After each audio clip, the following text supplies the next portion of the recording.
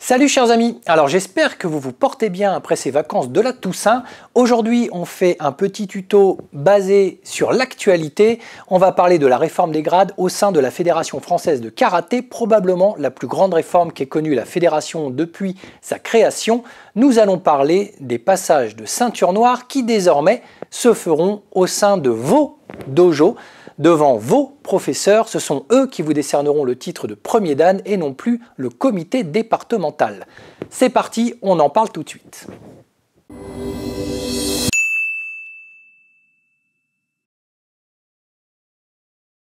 Alors, les passages de grade, les passages de dan au sein de la Fédération française de karaté auront toujours été un petit peu polémiques. C'est un sujet brûlant qui revient régulièrement dans les discussions de pratiquants, d'enseignants, de sensei, même de débutants.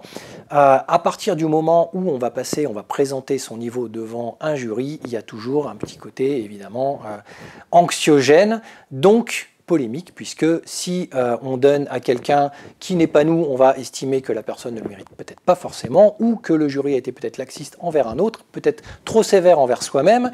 On va estimer aussi que si nous, on ne nous la donne pas, c'est peut-être que le jury n'est pas suffisamment compétent. Enfin bref, on sait ce que ça donne, et les réseaux sociaux ont évidemment amplifié toute cette partie très intrinsèque sur sa discipline et sa pratique, sa façon de pratiquer. On va voir que cette année, avec ces nouvelles réformes fédérales, on va encore mettre un petit peu d'huile sur le feu, malheureusement, et on a déjà pu le vérifier à travers les réseaux sociaux officiels de la Fédération de karaté, qui, passez-moi l'expression, mais se sont pris quand même quelques jolis sauts de merde, de par tout, en tout cas une grande partie des pratiquants qui ont pu laisser des commentaires. Donc, je vous le dis tout de suite, si vous décidez de commenter cette vidéo, de donner votre avis, faites-le dans le plus grand respect, partagez vos opinions, mais de manière très modérée, très respectueuse. On peut faire passer ses idées sans forcément insulter son voisin. Voilà, alors, si vous êtes pratiquant depuis très longtemps, on va dire plusieurs décennies. C'est mon cas, j'ai commencé dans les années 80, donc j'ai connu déjà énormément de réformes au niveau des grades, des passages de la ceinture noire premier dan. À une époque, il y avait évidemment la voie traditionnelle, la voie compétition, que l'on retrouve encore, mais modulée différemment. On avait des combats spécifiques à passer à Coubertin, avec une date particulière pour glaner des points, pour glaner un nombre de combats gagnés pour pouvoir avoir l'obtention combat de sa ceinture. Il y a eu une époque Go-Shinjutsu, on a eu une époque avec un tirage au sort, donc l'obligation de connaître l'intégralité des katas que l'on avait à connaître pour son grade. Aujourd'hui, on a déjà vécu plusieurs changements au sein des grades. Le fait notamment d'avoir désormais 2 katas présentés, mais 2 katas choisis. Le fait de pouvoir les recommencer si jamais on se trompe, ou on décide simplement de recommencer parce qu'on pense faire mieux. Donc il y a déjà eu des réformes qui ont été faites et qui ont déjà été très mal accueillies par les anciens. On a déjà entendu c'était mieux avant, c'était plus exigeant. Aujourd'hui, c'est la facilité. Je tiens déjà donc à attirer votre attention que si les modalités de validation administrative d'un grade nivellent peut-être vers la facilité, ce n'est pas cela qui doit définir votre façon de pratiquer au sein de votre club et la passion que vous avez pour votre discipline. Si la fédération vous demande de choisir 2 katas, vous n'êtes pas forcé de n'apprendre que 2 katas. Vous pouvez apprendre l'intégralité des katas liés à votre grade. Et généralement, c'est ce qu'on nous demande de faire en tant qu'enseignant ou pratiquant. Je ne me vois pas présenter un dan si je ne connais pas l'entièreté des katas et des bunkai qui sont liés à ce grade. Je ne vais pas en choisir 2, peut-être les plus simples, histoire d'aller à la facilité. Donc, quelles que soient les modalités administratives d'une reconnaissance ou d'une validation d'un titre ou d'un grade, dites-vous bien que ce que demande la fédération, c'est juste un niveau pour pouvoir vous juger sur un instant T sur quelque chose. Ce n'est pas cela qui doit définir votre façon de pratiquer. Vous ne devez pas niveler par rapport à ce que demande la fédération. Rien ne vous empêche dans vos clubs de faire autre chose, de faire peut-être beaucoup plus et de ne présenter que ce que demande la fédération de toute façon pour présenter un grade. Donc ça, c'est un détail qui n'en est pas un parce qu'il sera très important sur la réception de ces nouveaux changements de règlement, de ces nouvelles réformes, puisque désormais la ceinture noire, le premier dan, se passera non plus auprès d'un comité départemental, mais au sein de votre club, devant votre sensei, devant votre professeur. Donc là, il va y avoir aussi beaucoup de choses à dire. Comme d'habitude, Ce n'est ni la fédé ni la discipline qui sont mises en cause, c'est souvent le pratiquant. Certains pratiquants y verront une très belle opportunité de pouvoir passer quelque chose très facilement sans forcément le mériter. D'autres y verront plutôt une infamie parce qu'ils ont tendance à niveler par le haut et ils vont trouver que c'est justement la porte ouverte à toutes les dérives. Donc ça vous appartient. D'une certaine façon, cette réflexion-là, la fédération ou la pratique ou la discipline n'est pas en cause, c'est le pratiquant qui est en cause. Donc si vous décidez d'y voir une opportunité pour obtenir quelque chose que vous ne méritez pas, c'est votre état d'esprit et c'est quelque chose qui vous appartient et qui n'appartient ni à la fédération ni à la discipline. Quand je parle de discipline, c'est que là, jusque-là, je vous parlais de karaté, mais toutes ces réformes, bien sûr, vont aussi s'insérer dans toutes les disciplines associées. Donc, on parle de premier dan, mais on va aussi parler de premier duang et ainsi de suite. Alors, pour ces nouvelles réformes, on a donc quelque chose de nouveau. C'est que jusqu'à présent, pour présenter le premier dan, il fallait s'inscrire à une session fédérale officielle organisée par votre comité départemental ou votre zone interdépartementale. Il fallait vous y rendre. Vous aviez différents jurys de 3 personnes qui allaient vous juger sur un programme établi par la fédération. Vous aviez autant le programme, les annexes, vous avez beaucoup de choses que vous pouviez déjà préparer en amont, ce qui est encore le cas pour le deuxième dan et au-dessus. Et puis, le jury décidait ensuite s'il vous donnait des UV ou s'il vous donnait la ceinture. Et bien désormais, le comité départemental ne se réunira que pour le deuxième dan, le troisième et ainsi de suite, mais plus le premier dan. Désormais, le premier dan, la ceinture noire, vous allez la passer au sein de votre club, devant votre professeur. Ça veut dire beaucoup de choses. Ça veut dire qu'il va quand même falloir vous préparer. Ça veut dire qu'il va falloir quand même avoir une certaine confiance dans les capacités de votre professeur à pouvoir vous juger et vous amener à la ceinture noire. En tout cas, si vous voulez avoir la sensation de la mériter, ne serait-ce qu'un petit peu, il va falloir vous dire que votre professeur, lui, est en mesure de pouvoir vous l'octroyer s'il vous estime suffisamment exigeant envers la discipline.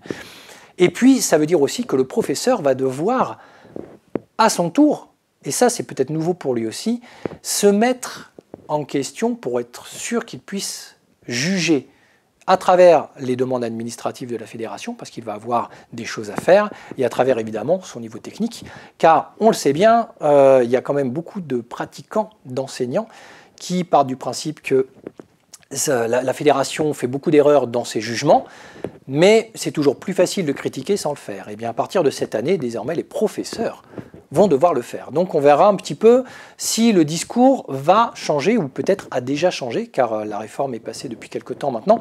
Donc certains professeurs sont déjà au courant et commencent un petit peu à s'organiser. Au niveau de l'organisation, ça aussi c'est nouveau. Au sein d'un club, on a donc un professeur. Si vous voulez que votre sensei puisse vous faire passer une ceinture noire premier dan, il va falloir obligatoirement que ce professeur soit référencé en tant que professeur au sein de la Fédération française de karaté. Ça, on pourrait croire que c'est un détail, mais c'est quasiment le cœur de la problématique actuelle sur les passages de dan, de premier dan. On sait qu'en France, on a le droit de pouvoir donner des cours, d'enseigner, sans aucun diplôme à partir du moment où on le fait bénévolement. Donc on a quand même beaucoup de professeurs qui aujourd'hui n'ont pas de diplôme, n'ont pas de DAF, n'ont pas de DIF et ne sont pas reconnus au sein de la Fédération française de karaté comme étant enseignants. Et bien désormais, il faut un professeur reconnu en tant que qualité d'enseignant au sein de la Fédération française de karaté pour pouvoir passer la ceinture noire. Deuxième point, il faut que ce professeur soit minimum deuxième dan. Donc là, on est dans la logique des passages classiques fédéraux. On est toujours obligé d'avoir le grade du dessus pour pouvoir octroyer une ceinture du grade inférieur. Ça veut dire que votre professeur doit être deuxième, troisième, quatrième ou cinquième dan, ou plus. Mais il ne doit pas être seul. Au sein du passage de grade qu'il va organiser pour passer son premier dan, pour faire passer les premiers dan, il ne peut être seul à juger. La fédération prévoit donc un bordereau très précis à respecter et ce bordereau doit être signé de 3 personnes. Un professeur référent, donc enregistré en tant que professeur, deuxième dan minimum, mais à côté, on a aussi 2 autres personnes qui ne sont pas forcément professeurs, mais qui doivent être obligatoirement deuxième dan minimum. Donc si votre club ne possède pas 3 personnes deuxième dan, donc votre professeur et 2 autres élèves deuxième dan minimum, il va falloir demander au club voisin. c'est-à-dire dans les dojos avoisinant votre région, votre département, on va dire, il va falloir trouver, enfin quand je dis région, je ne parle pas de la région administrative, mais de votre contrée, il va falloir trouver des dojos et des adhérents, deuxième dan minimum, qui acceptent gentiment de venir prêter main forte au professeur. Et donc vous, si vous êtes professeur, il va vous falloir 2 autres personnes à votre table pour pouvoir juger. Si jamais vous avez qu'un deuxième dan dans votre club, il va falloir en trouver un deuxième dans un autre club. Et puis, si jamais vous n'avez pas de deuxième dan dans votre club, si vous êtes le seul plus gradé, eh bien, il va falloir faire appel aux dojos voisins pour qu'ils puissent, on va dire, soit eux venir dans votre club, soit vous aller dans un club voisin pour pouvoir peut-être mutualiser les passages de grade. Un détail qui, là, pour le coup, est un détail, mais qui est quand même à noter, c'est qu'il faut obligatoirement que les 3 signataires, donc le professeur et les 2 autres assistants deuxième dan, soient du même département. Vous ne pouvez pas mutualiser avec un département voisin. Si jamais vous êtes dans simplement l'incapacité de faire passer un dan au sein de votre club, il va falloir en référer à la commission des grades de votre département pour leur dire « je n'ai pas moyen de le faire » et c'est eux qui vont vous trouver des solutions. Ils peuvent vous diriger vers d'autres clubs qui sont en mesure de le faire, ou éventuellement vous intégrer à certains passages spécifiques. Mais là, il est un peu tôt pour en parler, parce que les choses se mettent en place dans les CDK et je ne voudrais pas vous donner des informations qui pourraient être contraires à l'application dans certains CDK. Donc je vous invite dans ces cas-là, si vous êtes enseignant ou structure, à simplement vous référer à votre comité départemental, à la commission des grades, et ce sont eux qui vont vous expliquer un petit peu la marche à suivre. Donc en tant qu'élève, vous allez passer votre ceinture noire de la même façon que vous auriez passé vos Q, vos ceintures de couleur. Vous avez un jour un passage de grade. Si ce n'est qu'au lieu d'avoir juste votre professeur, vous aurez votre professeur et 2 autres personnes, deuxième dan minimum. Et ce sont ces personnes-là qui vont vous faire passer l'examen du premier dan. Cet examen, il n'est pas libre. Il faut... Alors, on verra qu'on peut... être roublard si on le souhaite, et c'est là peut-être que vont arriver les premières polémiques sur la facilité d'obtention. Il faut respecter la charte des grades, donc les modalités techniques de l'obtention d'un premier dan fait par la Fédération française de karaté au même titre que si vous l'aviez passé devant un jury externe fédéral. Le règlement, il est en ligne. D'ailleurs, le règlement actuel de l'administration pour réaliser un premier dan au sein du club est aussi en ligne. Tous les examens de grade ont toujours été en ligne, même les formations ont toujours été en ligne sur le site officiel de la Fédération française de karaté. Donc rien de nouveau, vous avez des documents PDF avec simplement voilà, les modalités d'examen, comment vous présenter, les différentes épreuves que vous aurez à passer et à réussir pour obtenir votre premier dan. Le jury doit se caler obligatoirement sur minimum voilà, les exigences fédérales. Ensuite, comme je vous le disais, là où le bât blesse, c'est que si vous êtes dans un dojo qui travaille un petit peu en autarcie, bon, rien n'empêche les professeurs de faire un petit peu leur sauce, peut-être de simplifier certaines choses ou de faire un petit peu du copinage. Et c'est là qu'il va justement, vous, en tant que pratiquant, vous falloir être vigilant. Personnellement, il est hors de question de passer un grade par copinage ou sans l'avoir mérité, sans avoir transpiré pour. Dites-vous bien qu'à partir de la ceinture noire, des grades, vous allez en passer très peu dans votre vie. Entre 2 grades, il faut attendre la durée d'un grade. Donc sur un deuxième dan, il faut attendre 2 ans. Sur un troisième dan, 3 ans.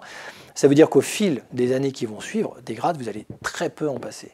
Donc soyez sûr de mériter votre niveau, d'être fier de votre ceinture. Donc pour ça, ne nivelez pas forcément, vous, votre pratique vers le bas. Ce serait, je trouve, extrêmement dommage. Maintenant, ça vous appartient, ça appartient à votre club. C'est à vous de faire aussi judicieusement le choix de passer devant votre professeur, ou peut-être pas, en fonction de ce que vous voulez faire et de ce que vous voulez mériter. Voilà donc un petit peu pour ces réformes fédérales à partir de maintenant, et ce n'est pas uniquement lié au Covid. C'est-à-dire que ce n'est pas une solution pour ne pas réunir des gens. Non, c'est que c'est une réforme qui prend place à compter de cette saison pour une durée totalement indéterminée. Peut-être qu'il y aura une nouvelle réforme un jour, mais pour l'instant, il n'y a pas de durée limite. Donc n'attendez pas pendant 1 an en vous disant l'an prochain ce sera remis. Non, l'an prochain, il n'est pas prévu que ce soit remis comme avant. Les grades vont se faire au sein des clubs. Ça va Pousser aussi certains enseignants à passer des diplômes, des formations d'enseignement, qui sont quand même particulièrement utiles pour pouvoir enseigner correctement. Ça va aussi passer des enseignants, forcer des enseignants à passer leur deuxième dan ou plus, donc à évoluer un petit peu dans leur discipline, à se remettre en question, ce qui est aussi de toute façon très bénéfique. Et puis, comme je vous le disais, de toute façon, la fédération reste une administration. Si la fédération simplifie certaines choses, rien ne vous empêche, vous, dans votre pratique, de ne pas les simplifier et de ne présenter certes que ce que la fédération demande, mais vous, d'avoir une exigence envers vous-même et envers votre discipline. Donc, ces réformes-là, elles sont déjà en cours pour la saison, donc vous avez déjà la possibilité dès aujourd'hui de télécharger tous les documents PDF, vous y préparez, vous en tant qu'enseignant, pour pouvoir préparer l'administratif, vous avez donc le bordereau, vous avez un petit peu toutes les modalités, et vous avez en tant que pratiquant aussi tous les documents nécessaires à la préparation de votre grade, chose qui normalement pour la plupart des gens est déjà admis et déjà connue. Donc on a quand même un petit chapeautage de la fédération sur les grades en club, puisqu'ils fournissent un règlement technique, et puis ils valident derrière, le professeur va devoir remplir le bordereau, renvoyer les passeports de chaque pratiquant, valider pour que la fédération fasse son travail de validation et d'envoyer les diplômes. Mais on reste quand même dans quelque chose d'assez charté, fédéral, même si on sait qu'il peut y avoir quelques dérives. Cette pratique-là, elle n'est pas nouvelle. Elle est nouvelle au sein de la fédé de karaté, mais elle n'est pas nouvelle. Dans beaucoup de pays et dans beaucoup d'autres structures hors fédération en France, c'est ce qui se passe. C'est au sein du dojo que l'on passe son grade devant son professeur, sa ceinture noire, voire ses dan. Et ils sont certes reconnus qu'au sein du dojo ou au sein du professeur, des élèves, mais il y a énormément d'associations martiales et de dojos privés qui font ça de toute façon et depuis la nuit des temps, et dans la plupart des autres pays, c'est une pratique extrêmement courante. Il faut, c'est pour cela, avoir très confiance en son professeur, en sa capacité historique, technique, martiale, de pouvoir vous délivrer quelque chose de fidèle à la discipline. Et puis, il faut aussi avoir confiance en son niveau, c'est-à-dire en ses exigences, pour pouvoir avoir un niveau correct. Voilà, c'était tout pour aujourd'hui pour ce petit tuto. N'hésitez pas donc dans les commentaires à me donner votre avis sur ce que vous en pensez à tête reposée, une fois que vous avez fait un petit peu l'analyse des choses. Dites-moi aussi si vous êtes enseignant, comment vous allez vous organiser. C'est très intéressant, vous pouvez peut-être même dans les commentaires vous mutualiser si vous êtes du même département.